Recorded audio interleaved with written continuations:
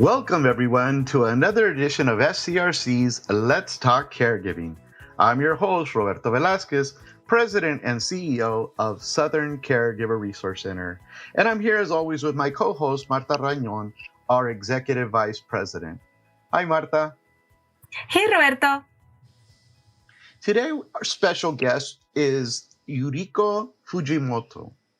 Uriko, she is a family caregiver and has been providing care for her mother and her father at her home, and has been now a client of SCRC for a few years. And she has been accessing our services throughout that I believe have been very beneficial. And we're glad you're here, Yuriko. We're so happy you're here to share your story and connect with other family caregivers out in the community. So welcome, Yuriko. Thank you. It's wonderful to be here, and thank you so much for having me. Uriko, it's really a pleasure to have you here. I know that as a caregiver, it's not easy to step away from all of the responsibilities that you have, and I'm sure all of the planning that you've been doing recently as we kind of begin the new year and kind of look forward to what the new year brings. I am so glad that we are having this conversation with you, because I know that a lot of families, once kind of the holidays go away and the hustle and bustle kind of dies down and we kind of go back to our routines, we notice a lot of things that are happening with our loved ones. We notice a lot of things that maybe we didn't really realize, or maybe somebody else pointed out to us. So I wanted to get from you, perhaps you can share with us your experience, how it is that you came to be a caregiver and how you've been managing all those responsibilities. Okay, well, I'm an only child, and my parents they're now 91 and 89. And in 2014, my dad was diagnosed with COPD, and then they had to move from Colorado back to California because of the elevation. And so they moved back here in 2015 and needed help with their home. And so I came, and I was able to move in to help them. It took about 6 months to get their home back in order. It had been kind of destroyed by tenants who had lived in it for 24 years. So it was a lot of construction. So I was helping them with that. And as that was happening, we started to notice more things about them. They had always lived very independently. Mom was in charge of a hiking group in Colorado. They'd hike in all the mountains. Dad played tennis. So they were extremely active, prior. But once the COPD came, it really curtailed a lot of the activities. And Mom, she was happy to move here to support Dad, but it was very hard to leave Colorado.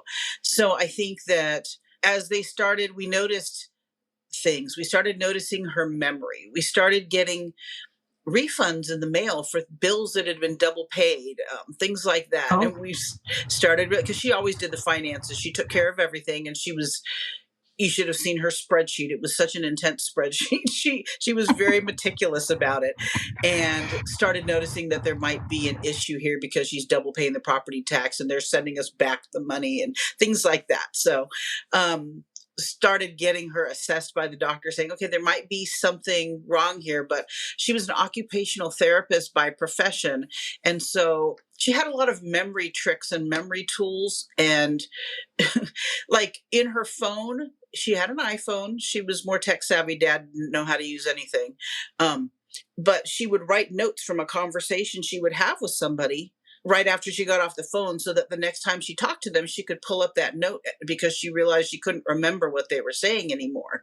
So that, the bills, some of those other things, she'd walk away from the stove for like 45 minutes with something on. So we realized that someone had to be here with them. And I was not, but I moved in with them to take care of them full time. Same thing with Dad. He loves to cook.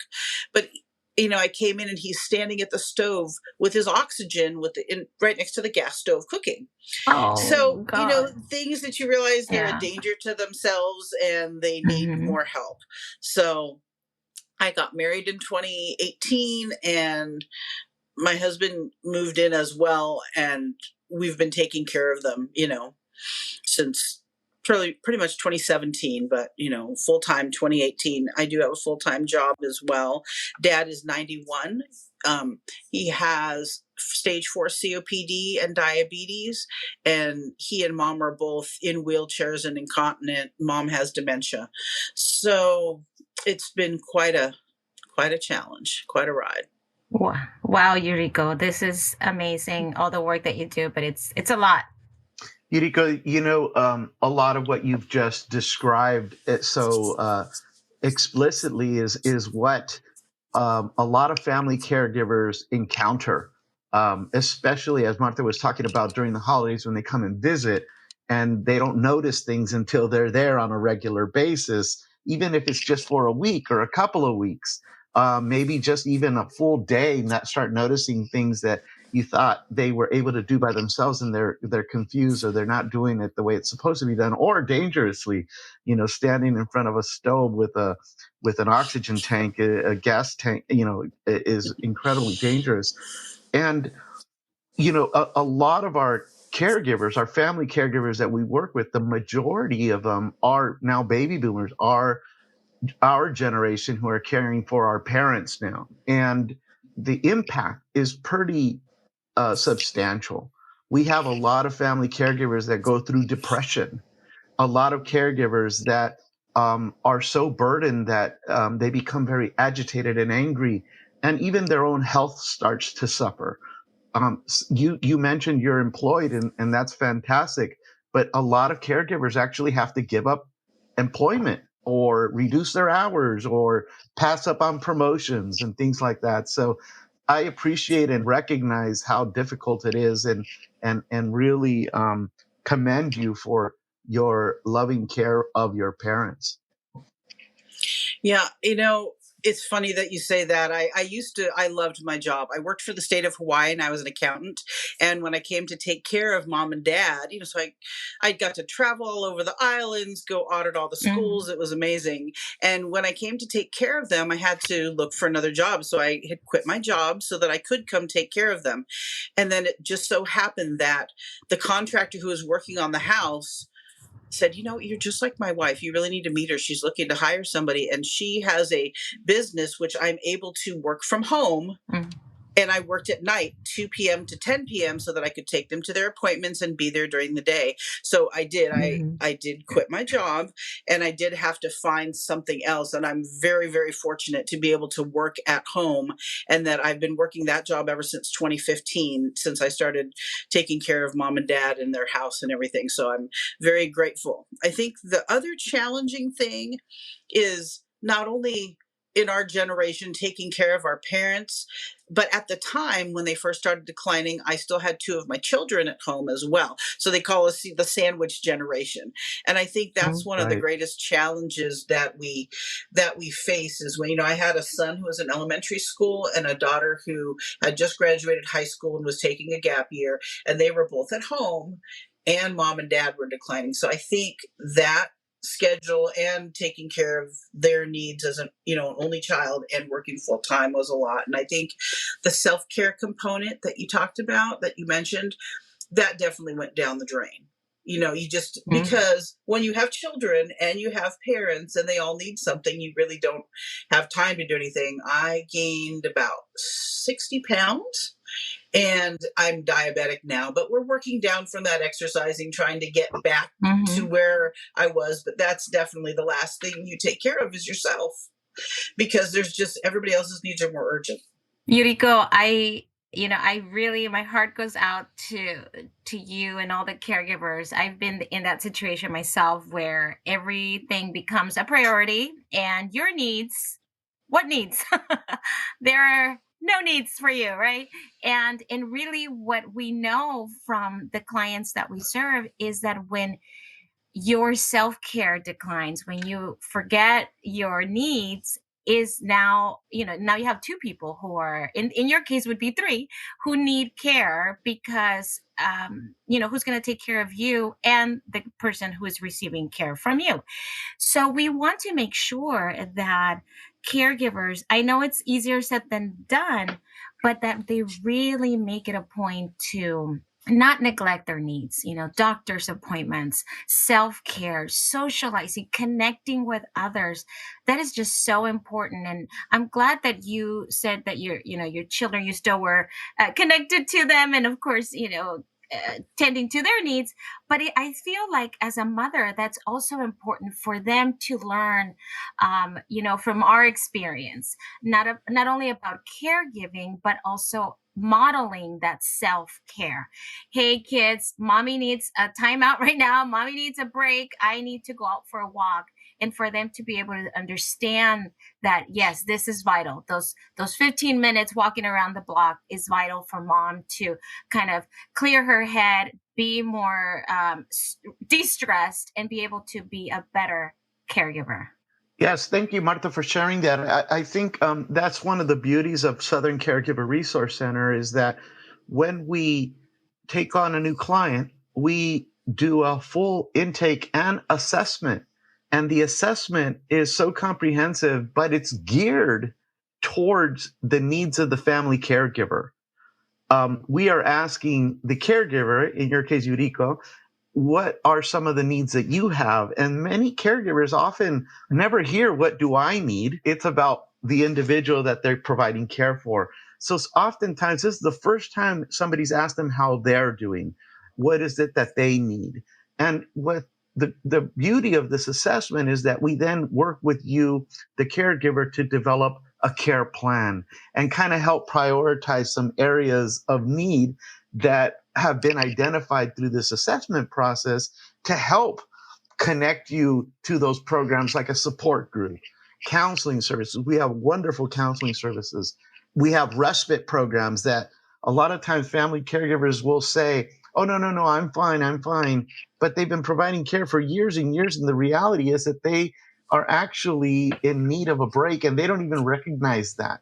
It's so important to access these services and to have that guidance and have that person to speak to, like our family consultants, who can really help validate your feelings as well as connect you and put you in the right direction.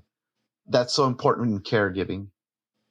Yuriko, I don't know if this happened to you or happens now, but you seem like you're very, computer savvy, and you were able to connect with us. And I'm so glad that we've been able to support you. But I know that a lot of us, myself included, once you're in the thick of things, you might feel like I just need to call this number and everything's going to be fine. But there is a different component, a deeper component, right? There's the emotional component to be able to have somebody almost take care of you, right? I think we're all strong individuals. We're very strong caregivers, and we tackle things and we confront our challenges. But sometimes we need somebody to help us, to guide us, to tell us it's going to be okay. And that's what our family consultants do. They guide us through this caregiving journey. They hold our hand until we say, okay, I think I can handle it now. I don't know if that has been your experience, Yuriko. Yes, I know. Southern Caregivers has been life-saving for myself and my husband. We're the primary caregivers for both my parents. And speaking with Brent, who is our consultant, he has been truly amazing. He did the assessment. We did a small assessment and then a more intensive assessment, and he found out what our needs really were. And then he was able to offer us respite hours. So we had been working since basically 2018 with no break. And when we started in 2022 or 2023, 2020, anyway, either way, we started, he was able to give us, it was a couple of, chunks, a couple of days per month where we could go out for 6 to 8 hours and go see a movie or go to dinner, which my husband and I had not been able to leave the house at the same time until then for 3 or 4 years at that point. Only one of us could leave at a time. We couldn't go. So when we went on a vacation, I would go with my 2 kids, and he would stay home with mom and dad, or I would stay home and he would go visit his sister, nieces, and nephews. But we couldn't do anything together except when we'd have Saturday night dates at home, watching a movie or ordering in, but we couldn't go anywhere because leaving them alone was too dangerous. And even recently, we just found out Dad has an oxygen concentrator. He's on 4 liters, and Mom with her dementia. We were he was feeling sluggish, he was feeling really sick, and we couldn't figure it out. Looked at it and found out that Mom had been turning down his oxygen because it was beeping. And as a dementia patient, she couldn't distinguish the danger it was to him to turn it down over the irritation she felt from hearing the beeping. And so it was extremely dangerous. So I think sometimes when you're dealing with a lot of high stress things like that, these respite hours are just, it's heaven. It's something that you can't imagine, to have these hours away that you have to yourself. So it has been invaluable to us, and we are so, so grateful for it. I'm so glad that you've been able to take advantage of some of our programs, especially the respite. I know for many, many families, just like you, Uriko, this is kind of like one of those gifts that you just never expected, but it's so rewarding because you're able, like you said, to take care of yourself, to go do something, to feel human again, right? To feel like a person and not just the caretaker of somebody. And that's so important with these. And in fact, sometimes it's even a lot of family caregivers use respite to take care of other types of things that they need, like, for example, to go to their own medical doctor's appointments, to go out and talk to somebody about their legal and financial situations, which you can't do always at home. So respite is also good for taking care of things that you can't take care of when you're providing the care. But I'm so happy that you're taking care of yourself that way. Uriko, I am seeing your expressions right now, and I am becoming emotional because I can see the heaviness that you've had to endure as a caregiver, having 2 caring responsibilities at home besides your children. I'm sure your spouse is there too, and you have your home responsibilities. And it's almost like we disconnect, from ourselves because we are everything to everyone else. And I know that in talking to so many caregivers, that's what we go through, right? We figure out that that's what we need to do to take care of all the billion and one things that are in front of us. And I just want you to know that in all of the caregivers out here, we understand, we feel you, we are very cognizant of how difficult it is. Please connect with us. Please let us know how we can help you, because you don't have to do caregiving alone. We are here for you. Well, one other thing I just wanted to share that I'm truly grateful for was Southern Caregivers gave us a legal voucher where we were able to speak with an estate attorney for an hour about, and she said, anything we need to know. So she gave us information on enrolling in Medi-Cal. She was able to give us some estate planning advice. She was able to help us with certain end of life, questions, what happens with this, what needs to happen here. And she gave us very specific direction, and that was a voucher. We didn't have to pay for it. It was free because Southern Caregivers took care of that. And we're so, so thankful for that as well. I'm so glad you were able to access those services and share with the community, with our audience, how useful those programs have been for you and how beneficial they've been for your family. I know some people just wait too long and don't get the assistance that they need right away. And I think a message to the community is, please reach out for help right away, because you don't know what you don't know. And often family caregivers are so overwhelmed with their care. In fact, you provide a lot of medical care at home, which about 80% of our clientele does. So our family caregivers are providing the type of medical care that you would normally see in a nursing home. So if you weren't there, family members that we care for would be in a nursing home. So I really, really appreciate it. And it's not fair to try to do this without some expert advice and services that can help you. So that's why we're here at Southern Caregiver Resource Center. Well, that's all the time we have left for this edition of Let's Talk Caregiving. To hear more of our podcasts, follow us on your favorite podcasting platform or visit our website at scrc.care. I want to thank Martha for co-hosting another important discussion, Uriko for sharing her caregiver story, and our audience for tuning in. If you're providing support to a loved one, you don't have to do this alone. Asking for help is not a sign of weakness, it's a sign of strength. To connect to our programs and services, visit our website at scrc.care or call us at 1-800-827-1008. If you live outside of San Diego and Imperial counties, visit caregivercalifornia.org to connect with the Caregiver Resource Center nearest you. To support our efforts and make a tax-deductible donation, please go to scrc.care and click on the Donate tab. And remember, SCRC is here, caring for those who care for others.